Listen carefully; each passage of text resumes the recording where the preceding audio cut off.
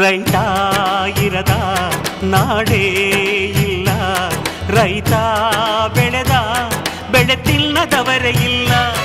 ರೈತ ಎಂದು ಸ್ವಾರ್ಥಿ ಅಲ್ಲ, ತನಗೆ ಮಾತ್ರ ಎಂದವನು ಬೆಳೆಯುವುದಿಲ್ಲ.